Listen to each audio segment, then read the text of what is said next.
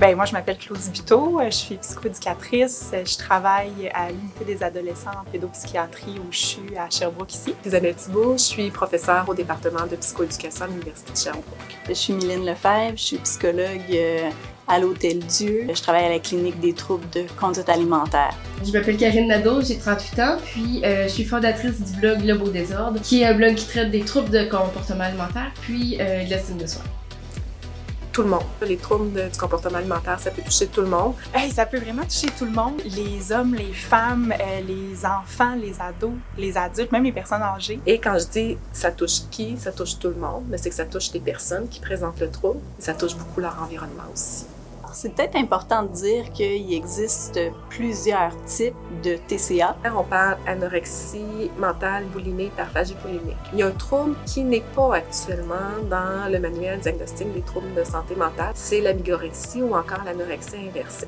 C'est souvent ça que les gens vont avoir en tête quand on pense aux troubles des conduites alimentaires chez les garçons. C'est multifactoriel. C'est des problématiques multifactorielles. Il va y avoir des facteurs qui vont mettre un genre de terreau fertile au développement de la problématique. Ça va être plutôt l'interaction entre des facteurs qu'on dit biologiques, génétiques et environnementaux. Un cumul de facteurs à la fois prédisposants, précipitants comme je l'ai expliqué, et de maintien, ça c'est ce qui fait en sorte que ça devient une maladie. Et c'est très très insidieux comment ça s'installe dans la vie d'une personne. Bien souvent, ce qu'on voit, c'est qu'autant les proches que les personnes eux-mêmes s'en sont pas vraiment rendus compte avant que ça devienne problématique. Que ça va prendre une place très, très, très importante dans leur vie, que ça va être envahissant, que ça va prendre toute la place, que ça va avoir un impact sur leurs autres activités. Puis on a comme une fausse idée que trouble alimentaire un jour, trouble alimentaire toujours. C'est certainement possible de se rétablir d'un trouble du comportement alimentaire. Je pense que oui, parce que j'en suis la preuve vivante. J'ai souffert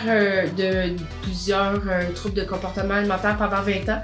Je suis présentement en rétablissement depuis 5 ans. C'est vraiment possible de se rétablir d'un trouble des conduites alimentaires. Il faut aller chercher de l'aide. Souvent, la honte, la culpabilité, l'estime de soi fragilisée, l'isolement vont être des conséquences du TCA. Ce qui a été l'élément déclencheur, admettons, à mon rétablissement, ça a été d'en parler, de ne pas le nier. Le TCA est la pointe de l'iceberg. Si on en arrive là, c'est qu'il y a quelque chose en dessous qu'il faut régler. Ça n'a rien à voir avec son poids ou l'alimentation.